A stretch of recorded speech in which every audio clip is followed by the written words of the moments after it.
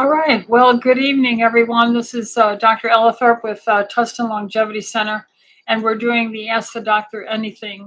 We do this every Tuesday at 6 o'clock in the evening.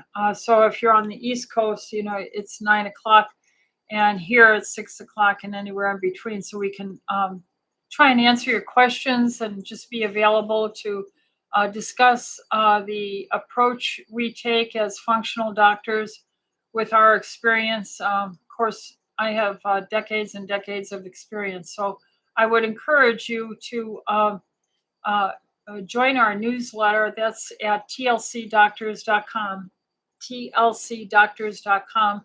Then you get on our newsletter and we get you a notification that we're going to do this, a reminder. There'll be a link there. And on that link, then you can click on it and you can type in a certain amount of characters for a question. And then we get all these emails, and I try my best to answer as many of them as I can. I'll try and do better today, and then we'll go from there. So you could send us an email, and we'll try and get those questions. The other way is if you're on the YouTube Live, then I can see you type in a question here on YouTube, and I'll try and answer that. And for those who are live with me, I do try and answer the live questions first. So we're already starting to see some live one come in. So we'll start doing those questions. If this is a help to you, if you like this, then we would ask you to like and subscribe. Please share this with your family and friends. This is not to be meant for management of issues on a personal basis. This is meant to be educational, how we would approach your handling a symptom, and certainly this does not replace your consulting with your own doctor, or if we are your doctor, then letting us know through a call to the phone so we can actually pull up your chart and see what your needs are. Okay, so with the live questions coming in, and we'll say again, Happy New Year to everyone. Mark is asking the question, Dear Dr. Ellithorpe, how long should one take omeprazole to treat moderate hiatal hernia with esophagitis? Is surgery such as Nissen fundoplication a viable option? Yeah, and I think you already had that question in here, if I'm correct. So I would say the goal of H2 protein pump inhibitors to stop the acid production in the stomach and stopping that acid production is allegedly going to stop the irritation to the lining. Let me sip some coffee.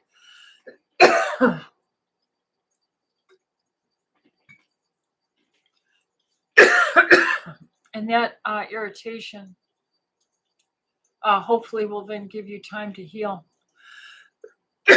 Normally, gastrointestinal specialists suggest that this should be for a short term, anywhere from 2 weeks to, say, 6 weeks.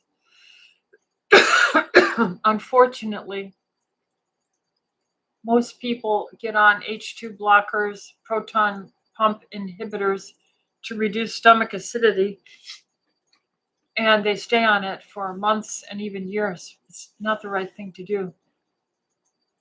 God didn't make your stomach not to have acid in it. Your stomach is designed to handle acid, even down to a pH of 2. So the question rather should be, why are you getting these symptoms and having to stop the acid production? Acid is designed to kill bacteria, worms, flukes, protozoa, fungi, bacteria, viruses. It's designed to help digest your food.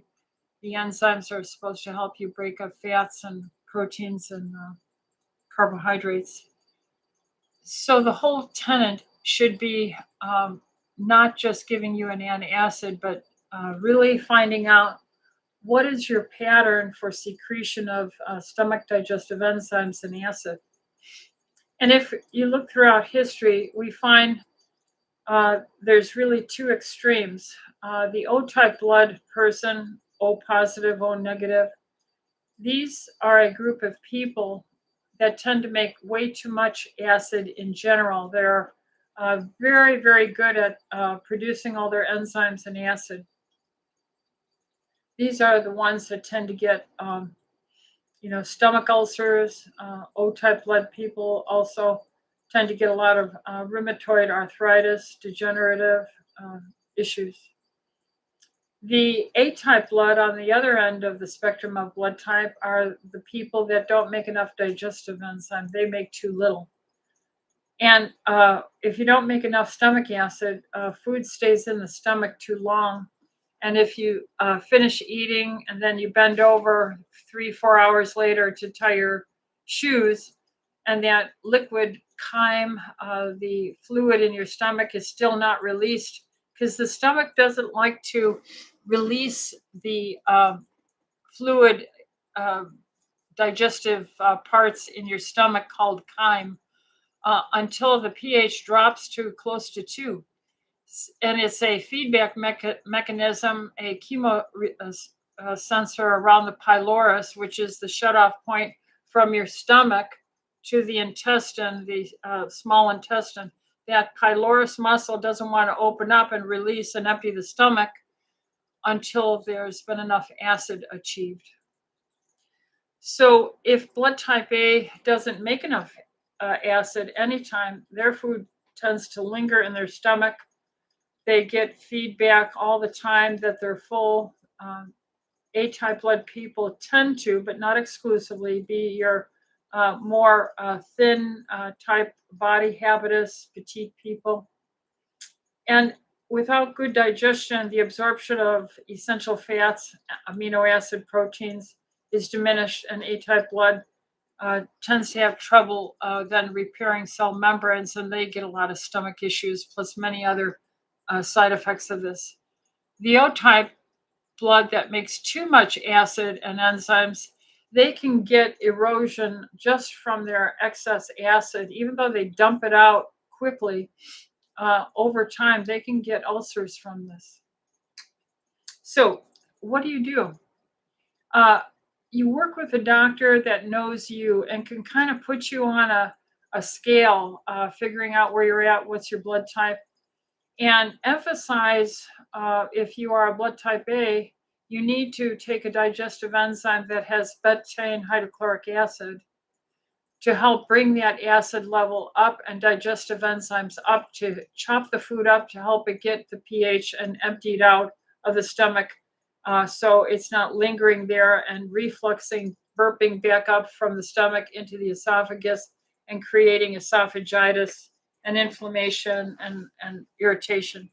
For the O-type blood, that person needs to work on eating foods that are complex, rich meats that slows the digestive burst down and uses up adequately the acid and enzymes, so that there isn't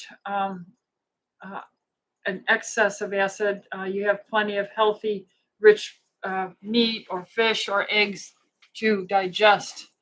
And they can use other things like chew beef jerky. They can have hard-boiled eggs, things like that throughout the day to help absorb all this extra digestive juices they have throughout the day.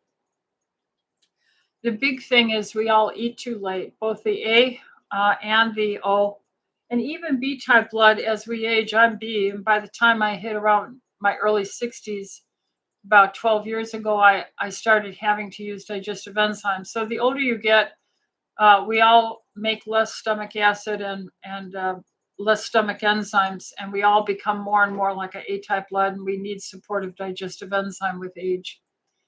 But what I want to tell you is that antacids, H2 blockers, are meant to be a short-term, couple of weeks, at most 6 weeks, and other things should be tried to help you and figure out what's going on.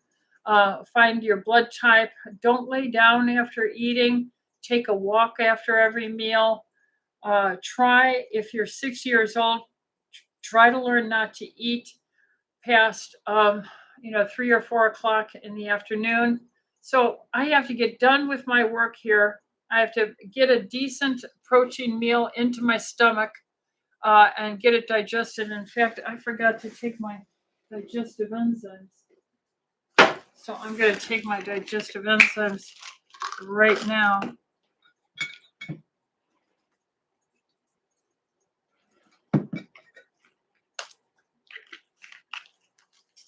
So I use the orthomolecular digestyme, but they private label it for me and just call it digestive enzymes, but it's the same identical thing. And I'm still sitting here 3 hours from eating, and I'm having some. I can get the food to regurgitate up. And of course, I carried babies and I had them, working. I was full time on active duty. So I know that I have a huge hiatal hernia. So the only hope for me to sleep well every night is to stop eating around 3 or 4 o'clock and to be up and about and take a walk and do my exercise instead of looking at dinners at 5, 6, 7 o'clock. I could never do that. When I was younger, I could. I cannot do it now. So I also have L-glutamine powder. L-glutamine is an amino acid that is acting as a natural antacid. It's called GlutaShield by Orthomolecular, and it's called Glutagenics powder by Metagenics. So I have those powders here as well. Let's see if I can show you one. No, I don't have it here. But anyway, these amino acid powders often will have zinc in them, and they'll have licorice in them, aloe. They tend to have these other supplemental things in it.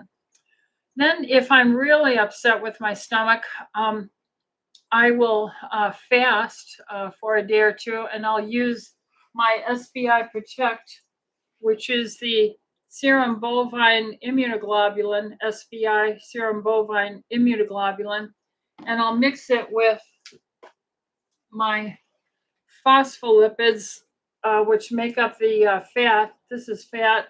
This is basically protein. I put these together, a scoop, in some warm water. And I'll do that 3-4 times a day. It's like putting in a healthy healing Band-Aid, you might say, for the reconstruction of the injury of whatever is burning the lining of my stomach there. So that's what I do. What else can people do? You can take a swig of olive oil. I have olive oil in my refrigerator in here. I have it in a opaque glass so it doesn't get any light, ultraviolet light, to mix with the monounsaturated fat of olive oil and become oxidized. I can drink my water, my structured water, as an antacid all the time to help with heartburn. Those are various things that I would do, Mark. And I wouldn't be on it for a long time. And the Nissan fundoplication, I honestly think use this as a lesson to train yourself not to eat late the rest of your life. Use this as a lesson to use a digestive enzyme after each meal, the older you get, especially if you're 60 years or older. And then elevate the head of your bed. I have an electric bed, so every night I raise at least to 15 degrees. All right, so if that's 90 degrees, that'd be 45.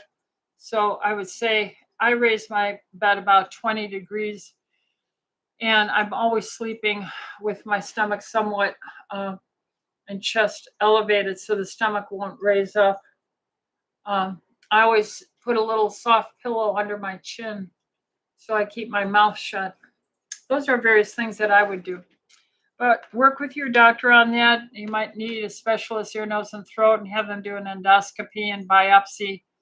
And if they do see Barrett's esophagitis, chronic esophagitis there, then maybe more aggressive things like that surgery would need to be done.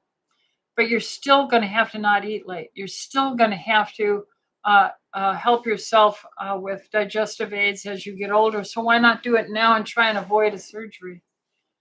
Beth says, I wanted to know your opinion on nutritional yeast as a food source of vitamin B. Good source or not? I'm going to say yes, it is. I have no way of validating that, though. We are in a pharmaceutical drug culture, and natural forms and companies are not as well researched or financed to have efficacy training samples on their amount of B vitamins in that particular yeast level of sourcing. So I'm going to say it's probably good. I just can't check everything up on the planet. And so I do take my methyl B complex, and in doing all my patients with all the variety of, I'm a general practitioner, I see all kinds of patients. I find that this one is tested clinically and it works. So I work and use it that way, but I'm not against nutritional yeast as a source. I hope it's a good product. Joseph says, what are some of the best ways to naturally keep moderate, severe eczema flare-ups under control? Find out your blood type. Most of these eczema are often in the A-type blood. It's not that it can't occur in a B or an O or an AB. It's just it's most often in A's because they don't digest well.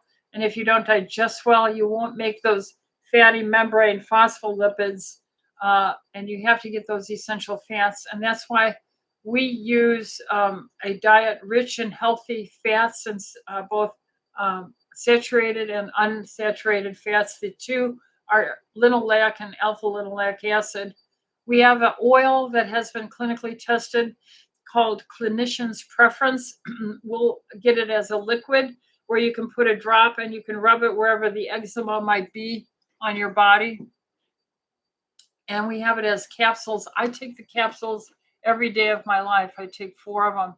Because if you don't have a good cell membrane, I don't care how fancy your furniture is or your paintings in your house or your grand piano or what kind of carpets you have. If you have a lousy roof and it storms, it's going to rain on it and fall in and damage whatever good things you have inside your cells. So you have to live a life where you eat enough healthy fats and protein to reconstruct that double membrane of the cell membrane. So the eczema is very often best treated if you go on a carnivore diet for 2 months, maybe 3 months. You'll get all that healthy fat from eating them, grass-fed preferably, and the yolks of eggs, but no plant food. And then if that doesn't clear it up with those oils, and knowing your blood type, you might need a digestive enzyme if you're an A. Find a good functional doctor that can help you sort these things out, maybe an immunolab and a complete digestive stool analysis to see how much inflammation is in your gut or not.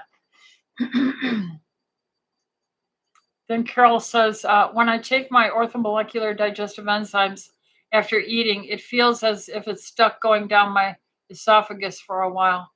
Well, praise the Lord. Drink a little more water. My 72-year-old pipes can get a little sticky too. We dehydrate with age, so just keep on working with that. Carol, just please use your digestive enzyme after your meals. Harlow says, blessings. Well, hi, Harlow. Blessings back to you. Thank you so much. To God be the glory, Harlow.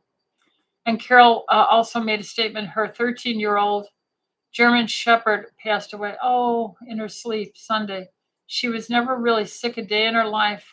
I feel so broken up, lonely. Do you have any words of wisdom?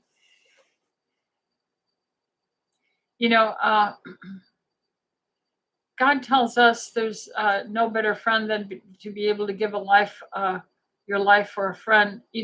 God gave us these animals and their lives to us for our benefit.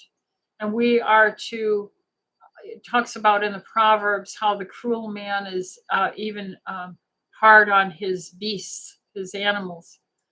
And there is a like an infrared frequency that the animal, the dogs in particular, they have this infrared heat that they emit. They sense our infrared that we generate, and they can sense our moods, and they can behave empathetically with us. When God created the heavens and the earth, he made all things good, and all the animals were good. They weren't supposed to die, they were to live forever because death wasn't a part of God's creation. And we, because of our sin, and I just listened to this excellent lecture. What is the name? I can't recall. I'll have to, I study certain trends of things. And it was about defining forgiveness in a different way. You know, we're to unconditionally forgive, we're to forgive everyone. And this preacher has written a book, two of them, about forgiveness. And he's actually said, um, God will forgive and has forgiveness available to everyone, but you have to ask to be forgiven to receive forgiveness. And so, for those people who apparently carry hurt feelings from abuse, if that person has never, who abused them, asked for forgiveness, you're not evil or being bad. They've never asked for your forgiveness. You certainly should give it if you're asked to forgive it. But you need to understand, you don't have to put yourself through a gymnastic. I have to forgive everybody, no matter what they did to me. I thought that was a different perspective. I have to study it more to see how I feel about it, because I came up with a Christian upbringing that you just forgive. You forgive everyone, no matter what, no matter how terrible they did something to you. And every time on the study of forgiveness, it was you had to repent. You had to acknowledge your action that hurt the other person or God, and you had to make a change or offer a sacrifice in the Old Testament. So animals are a gift to us, and I do believe the new heaven and the new earth are going to be so fantastic with wonderful animals, because God made the world and called it good with animals. So I'm not surprised if we'll see them again. Of course, everyone can bring up a dream. I did have a dream of my dog Skipper. When I first married John 54 years ago, we got Skipper, the little sheepdog, and he trained us to be responsible and parents in a way. And little Skipper died after, I don't know, 16 years, very old. And I had a dream of him in heaven, and I saw little Skipper jumping up and down, his little black and white little curly tail. He was so happy, and there were flowers everywhere. And I said, Skipper, don't jump and hurt the flowers. You're going to hurt them. But then I realized the flowers bounced right back, and I heard this music. It was a sound. I couldn't call it music, but it was heavenly, and the flowers were singing. It was a frequency or something. And my husband was right behind me. I knew it. And so I do believe, that animals are going to be there. And I think God gave me that dream, as he has given me other dreams, praise his holy name, and helped me through my hard times. So hopefully that helps you. Then we have Harlow says, how can someone get relief from this disease? CRPS, complex regional pain syndrome. Oh, that's challenging. The older term is RSD, reflex sympathetic dystrophy. I know a young man suffering and he can't find help. So sad. You have to find a good functional doctor that's going to start working and using modalities such as lifestyle changes, do essential fatty acid and organic acid studies, digestive studies of the stool, mineral content, antioxidant levels, heavy metal levels, and then acupuncture, acupressure to reestablish I found when I did that doctorate in integrative medicine in the late 1990s, people with RDS, they had these off, messed up um, autonomic pathways. There's a sympathetic and there's a parasympathetic. Um, we were retraining them with these needle treatments with the metabolic and dietary and supplement and detoxing IVs, chelation and high dose vitamin C.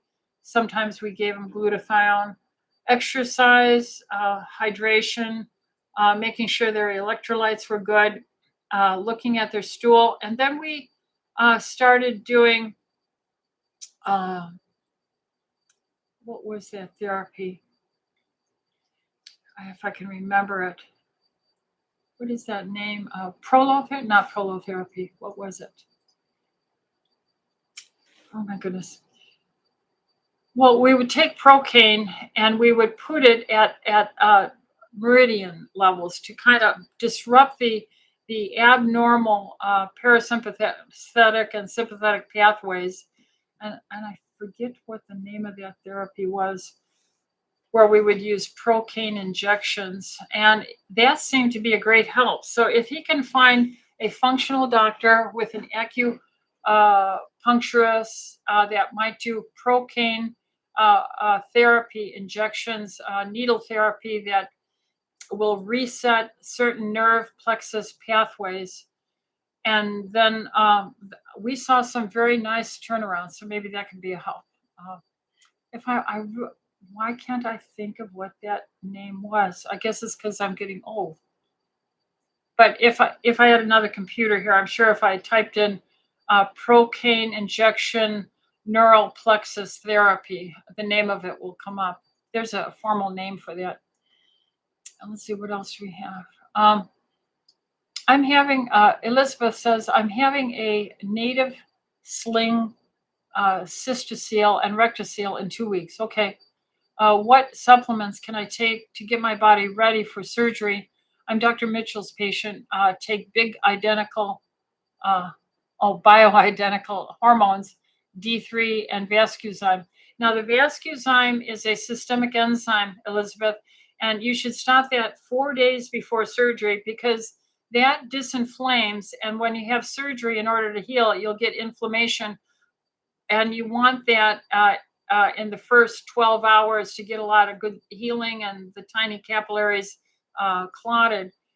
But you don't want them to not have that reaction. So 4 days before surgery, we tell all our surgery patients stop systemic enzymes like vascuzyme or vitalzyme or proteozyme or serrapeptase, nanokinase systemic enzymes on an empty stomach. Stop it 4 days before, but the day after surgery, then double it up on an empty stomach so you'll get a better healing and do that for at least 2 weeks.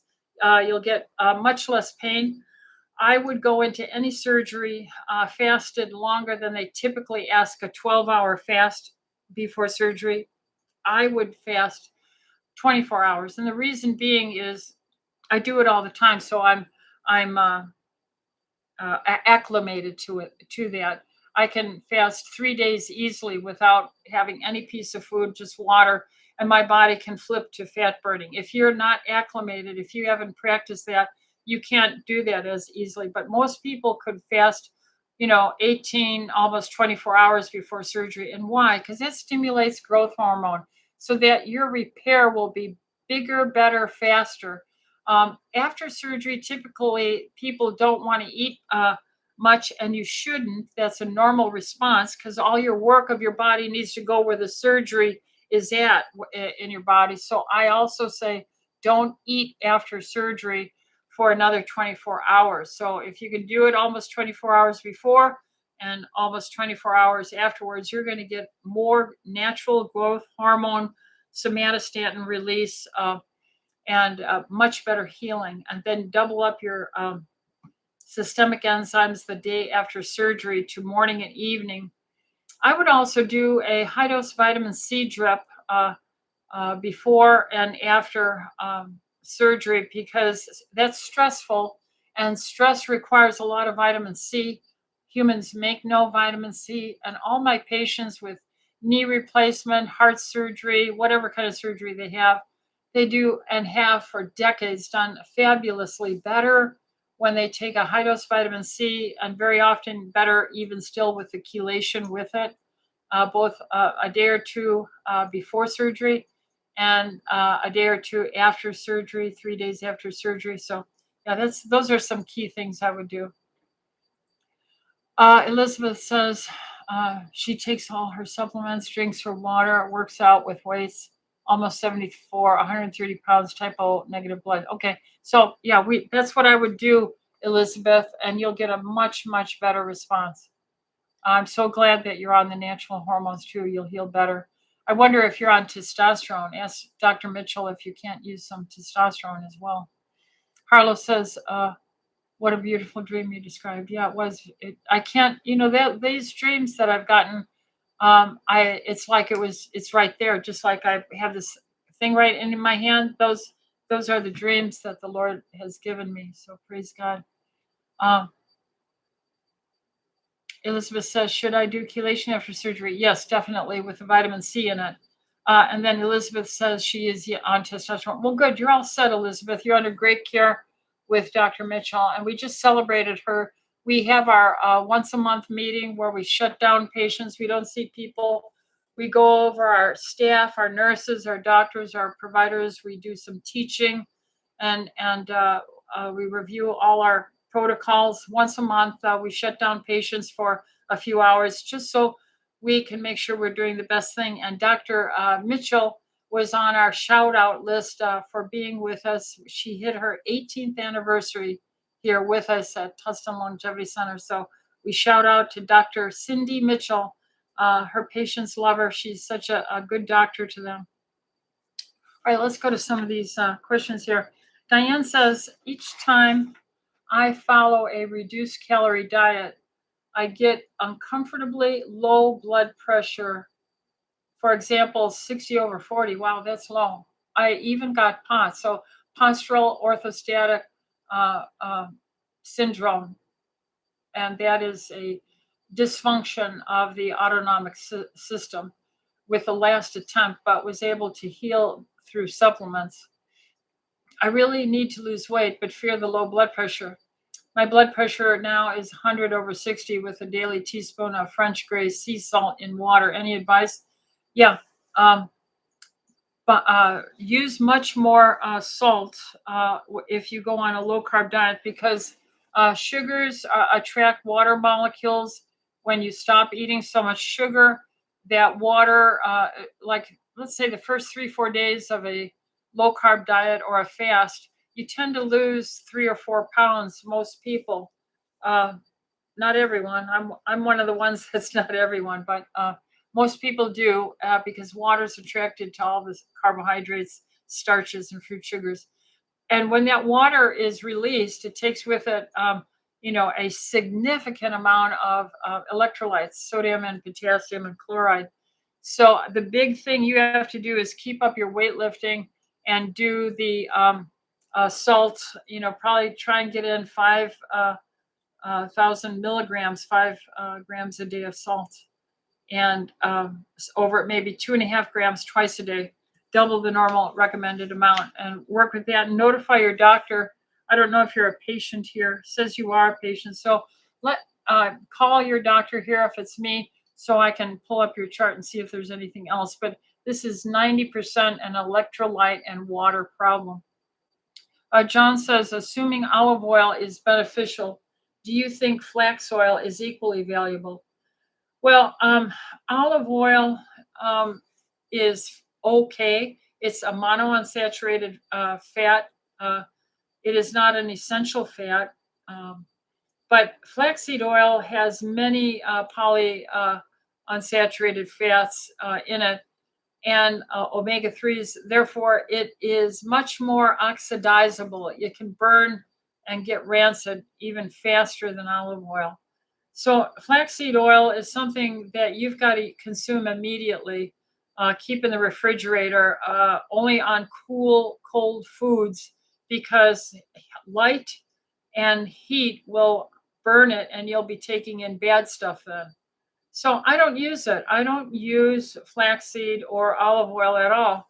I just cook with saturated fat, so I never have to deal with rancid, oxidized fat in me. And that is associated with anti-inflammation. John also said, do you ever test for vitamin K2 levels? No, really, to get vitamin K2 and vitamin K1, K1 is involved in clotting. And the way they test that indirectly is by doing a prothrombin and partial thromboplastin time, bleeding time. And if that's normal, then you know you have enough K1. But to get K2, that would actually indirectly, I suppose, if you did oxycalcitonin and reduced oxycalcitonin, that would be the pre and post impact of K2's effect on bone building. But again, it's not a direct measurement. You would have to go to spectrophoramorphous, how do you say that? Spectrophoramorphic analysis. These are analytical chemistry methodologies where we can actually get the makeup of the molecule through spectrometry and paper chromatography, things like that. And that's unrealistic. You can't get it as a patient with your regular doctor. So I would suggest that you would just take your supplement that has the vitamin K2 and eat your green vegetables cooked. Okay. Let's see. John said, I'm 81 and seldom get a cold or virus. Could that be because during all those years I had already been exposed to many of the possible rhinoviruses that had built immunity to them? Absolutely, yes, John. But also, if you're a patient of ours and it says, yes, you are, then you've been taking your vitamin D, you've been trying to be low carb, you've been exercising, you've been eating healthier proteins and fats. All those things add up. I think you were also on Juice Plus. If you're the John, I think you are. All right. Dia is asking the question. I'm 59 years old. I exercise 5 to 6 days a week. In the last several months, I've increased estrogen dose to the 0.1, probably patch is what she's talking about, twice a week due to hot flashing. Also taking 200 milligram progesterone oral. But since then, she's having horrible irritability, sadness, weight gain. Can increased estrogen cause my negative symptoms? Well, I'm going to say no. But you can find all kind of internet clickbait material and uninformed, or certainly people with not the decades and decades and decades of experience that I have, that will say estrogen can do that. It is so complex. Your doctor has to know you. Your doctor has to know what type of blood you are, what your mineral electrolytes are, what your insulin level is, your triglyceride level, what your hemoglobin A1C, HSCRP, inflammatory markers. This is the season of affective disorders where mood and depression, the light is much more limited. So there's so many other things that go on. Just because you had adjustment in your hormones and are using a little more does not mean that's the guilty culprit. So I'm going to say no to that. She asks, is the cream or sublingual progesterone better absorbed than oral? Again, Dia, with my 40 plus years of experience using natural hormones, I am going to say it is a doctor and patient finding. There are some women who do very well with topical progesterone, and there's others who just don't absorb it well at all. And the oral is the only way they can really go about it. So this is a one-on-one thing you have to work out with your doctor. It's kind of interesting, and there is a percentage, maybe 3-4% of all women who seem to have a mood intolerance. with progesterone for some reason. We don't quite understand why, but bring it up to your doctor. Is if you are a patient here, please talk that out with your doctor. Have a phone consult or a visit. Mark says, what would be your recommendations for a male in their 60s that is in relatively good health to treat moderate hypertension naturally? What are your views on using trimethylglycine TMJ? Thank you. Trimethylglycine is associated. It's basically three methyl groups uh, on a molecule that donate methyl groups to a multitude of reactions in a human body, some of which are cardiovascular processes like homocysteine, turning it back into methionine. And so trimethylglycine is very helpful cardiovascularly.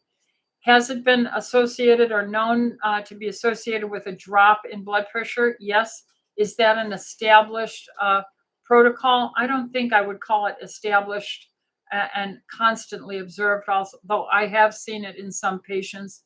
I would say far better would be work with your doctor, make sure you're well hydrated, not eating late, and you're doing weightlifting exercises, and do a wall squat. If you know what a wall squat is, you stand against the wall and you slide down as if you're a chair leaning against the back of the chair on the wall, and you have to stay braced like that in a fixed chair position. It's called wall squats. And there has been research on this, well documented, that doing 1 minute or 2 minutes of a sustained wall squat twice a day, at least 4 times a week, is associated with a 10 drop in the systolic and a 6 drop in the diastolic. And that's well established. And that's because this isometric kind of constant retraction of the muscle generates a hypoxic scenario to the tissues. And when you release that after a sustained minute or so, then there's such a flush and vasodilation, it's associated with lower blood pressures consistently. So weightlifting, wall squats, adequate hydration, of course, low carb, not eating late at night, magnesium, systemic enzymes, all these things would be very helpful. And try that out and work with your doctor, Mark, on that and see if that helps you. You can look up on YouTube wall squats, high blood pressure, and you'll see a ton of research on it. That's what I do. And I'm 72 and I have a blood pressure of, like when they were pulling my tooth a year ago, they had to pull a tooth out here. And so they had me on a heart monitor and blood pressure for some reason, I guess because of my age, or I don't know, the oral surgeon wanted that. I didn't want the pain stuff in my IV, so I just had them do it locally. And the dental oral surgeon was watching my blood pressure. It took about 45 minutes or whatever, start to end. And she was blown away with my blood pressure being always around 116 systolic, over around 60, 70 diastolic through the course of an extraction. And I was amazed too. But I really think it's my water and my magnesium and my supplements and my weightlifting that I've been doing for many, many, many years. All right, so praise the Lord, Mark. Joanne says, have you heard of, no, I covered that one about new treatments for desmoid tumors on the last, the time before last, but briefly on desmoid tumors. These are tumors that typically, it could grow in a man's testicle, it could grow in the woman's ovaries, in these germinative tissues in a human being. And it can be there lifelong, and you'll never know it, that you could have had some growth of hair in a tooth in a sac, and it can more easily be discovered in a man, although it's rarer in men. And these don't really become cancerous as a general rule.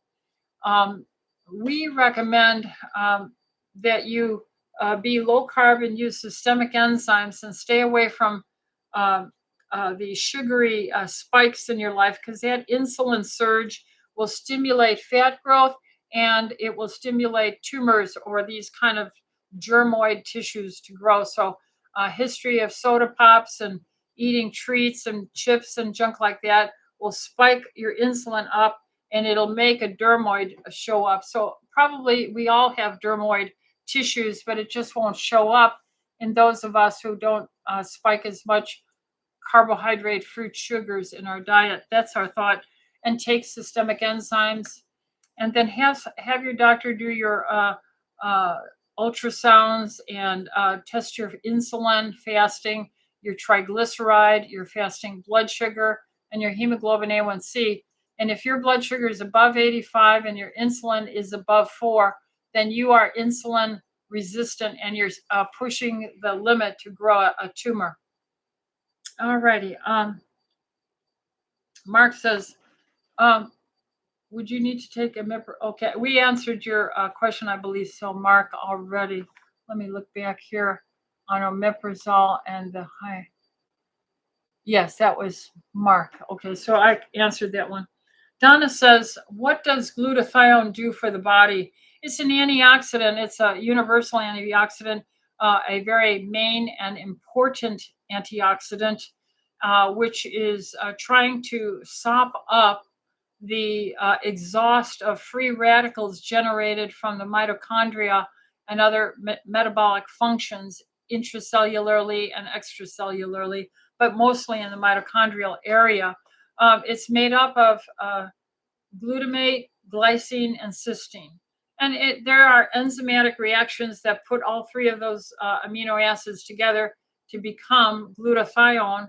And then it's oxidized, and electrons are ripped off from it, and it becomes oxidized. And then it needs to have electron donors, which are typically vitamin C. Most Americans don't take enough vitamin C, and so we become glutathione deficient. We wrinkle, we age, we gray in our hair too quickly. And so I think uh, you have to be very good about taking vitamin E, vitamin C in particular, in a good multivitamin mineral every day to keep your glutathione up to snuff.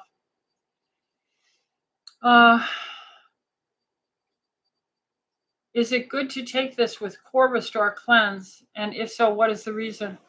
Well, you could make an argument to sell a product for anyone to detox periodically, and you could make that argument for glutathione. It's a big molecule. It's not absorbed orally very well. So I really rarely, if ever, recommend glutathione orally.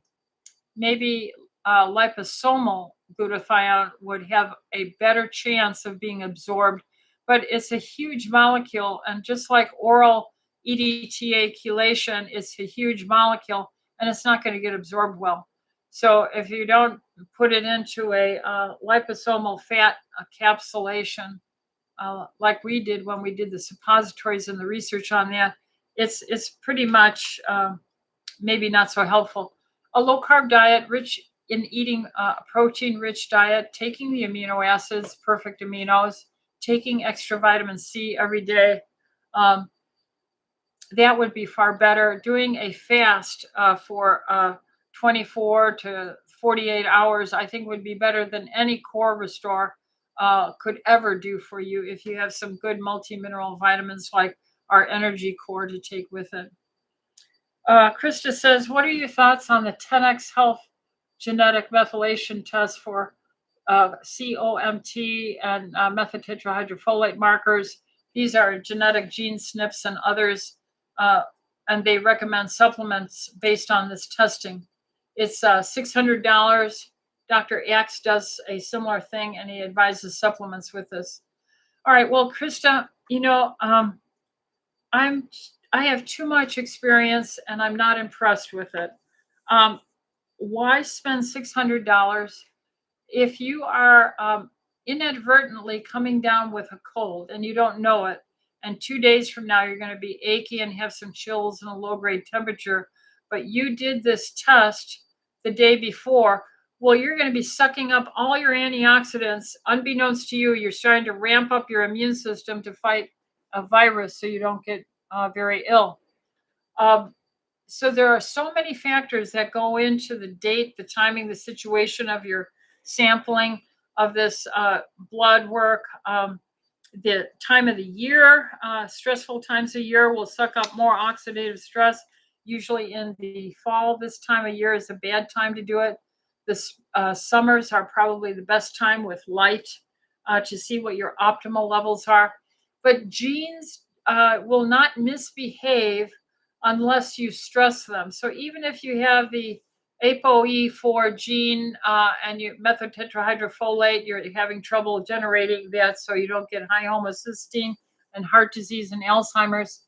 If you don't eat a crazy diet of junk food and live a wild nightlife life, you're not going to generate as much free radicals that would generate higher needs for methylation products. But if you do live like that, then you will need a lot of antioxidants. And fortunately, most people, about 35% of people have that SNP for ApoE4 methyl-tetrahydrofolate genes. And we give them a methylated B complex, all the B vitamins that are methylated, and that solves that problem. It just solves the problem. So why spend $600 on that for a one-time test, which doesn't speak to everything when your lifestyle means far more than any one-time test. So I'm not in favor of these things. I used to do a lot of SpectraCell. I usually do it maybe once in a while, especially with a new patient, just to get a feel for how what their level of antioxidant protection is. But you would have to repeat it, and those are this should be available to anybody. But no, the corrupt healthcare mafia system makes it difficult to get health tests and preventive tests. So no, I'm not in favor of these things. I'm in favor of working with a good functional doctor who will give you tried and true, clinically tested base antioxidants, cycled vitamin D, enzymes, natural hormones, maybe thyroid, good diet, not eating late, weight resistance training, water, good sleep, sunshine exposure, grounding. And then that's the best you're probably going to get. Donna says, what is your opinion of the RGCC liquid biopsy test? I'm going to say the same thing, Donna. I did the RGCC liquid biopsy test like I used to do the methyl-tetrahydrofolate test on everybody until I realized, a third to a quarter of the people of the United States have these SNPs and methylation problems. So I just make sure everyone gets methylated B complex. RGCC is a thing that's been around for 25, 30 years. And the Greek doctor who developed it, an oncologist, bless his heart, this is really designed for someone who already has a known cancer, been diagnosed. RGCC is looking for circulating tumor cells, and it's about 87 to 83% accurate in isolating circulating tumor cells and then testing them against chemotherapeutic drugs and natural supplements that inhibit or kill these circulating tumor cells. But it's not meant to be a screening test. And it's we're talking, thousands of dollars for testing on this. So a doctor that's offering this and you have not already been diagnosed with a cancer, then that is not what you should be doing, in my opinion. Now, let me tell you what my experience was. After I did consultations and spoke to the people in Greece and their American doctor here in Texas. I would do consults with over the findings and all the SNPs of all the metabolic pathways that were known at the time. And basically the same thing came up over and over again, that high dose vitamin C, chelation, a ketogenic diet, vitamin D, glutathione, certain antioxidants, lutein, zeaxanthins that are available in Juice Plus, research proven, chelation we do, vitamin C we do, vitamin D we do, and various things like this, certain enzymes, it didn't matter no matter what the cancer. So why are we spending thousands on this when this healthy lifestyle and these clinically tried therapies that have served us through the decades? I'm talking, almost 100 years now. This research has been here. So no, I'm not in favor of these costly. Uh, um, I'm glad they're doing the research, but I'm trying to prevent my patients from getting cancer. And that's why I'm dead serious about telling them to do weightlifting and some aerobic and stop eating late and be low carb and eat a simplistic diet, get enough protein, um, natural hormones, plenty of water, structured water, sunlight, grounding, enzymes, vitamin D, certain antioxidants like Juice Plus, uh, uh, the multi-mineral with selenium in it, anti-cancer, the methylated products and the methyl B complex. These are core with iodine. Yeah, I take them every day of my life, and maybe by the grace of God, He'll keep me healthy and alive to serve His creation longer. All right, Mark. Uh, for a moderate hyoidal hernia, yeah, Mark, we got that on you already. Harvey says, "Hi, Dr. E. I have 3 questions. What are your thoughts on using L-glutamine to help heal a leaky gut?" Yes, that's been used for decades. We've been using L-glutamine powder with licorice and aloe and zinc for decades. Yeah, so I'm all for it. What are good snacks when eating carnivore? Uh, I would snack on anything up until 3, 4 in the afternoon. I would snack on a hard boiled egg, pre baked up bacon strips, uh, little pieces of hamburger.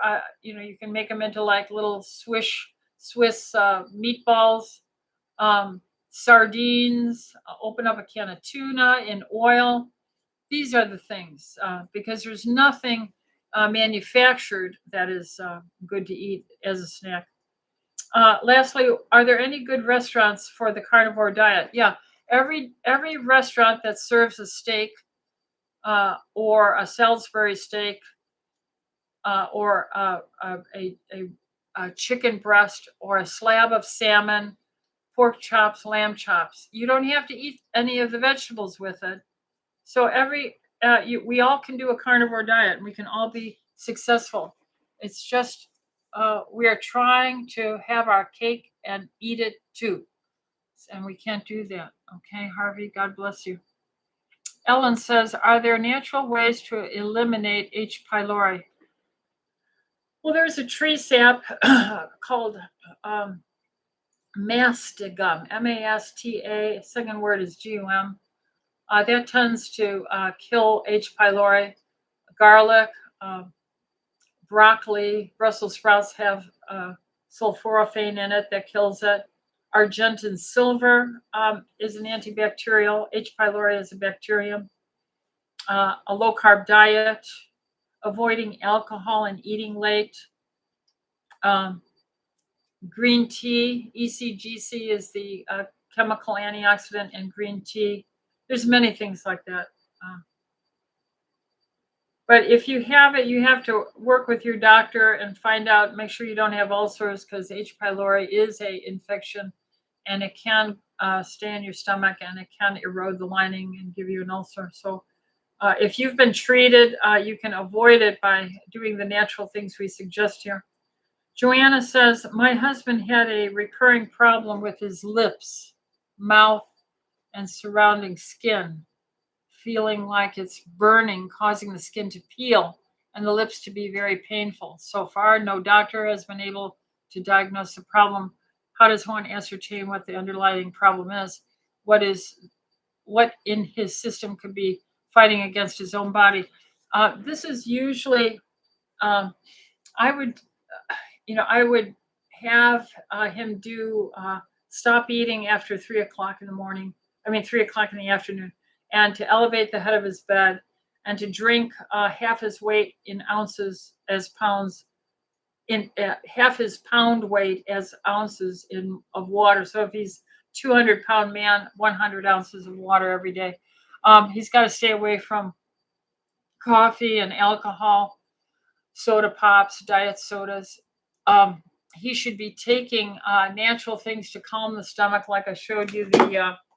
I would use the SBI Protect, and I would use the phospholipid powder. I would mix them together in warm water and take a shot morning and evening. You could get the glutagenics and have it with you all the time and mix it in water anytime, and do that 100 times a day. This is very often a gastritis, a silent reflux that occurs. It is often a nerve irritation, B vitamin deficiency, all the B vitamins, all 8 or 9 B vitamins. I would take a methylated B complex. I would take a high dose, the full dose, 4 capsules of our methylated TLC B complex. I would take zinc. I would take it in the form of our TLC multi-mineral, because God didn't just make one mineral, He made many minerals. So I'm trying to stop a multitude of problems by having you do, many minerals. But the selenium and the zinc and the copper are all very good for killing off bacteria. The Argentine silver kills it off. But this is, it could be iron. His iron levels have to be studied. His copper level should be done, and his vitamin C level should be done. So that's what I would do. I think this is probably a vitamin deficiency. So, all right. So we're after 7 o'clock. Let's see. Harlow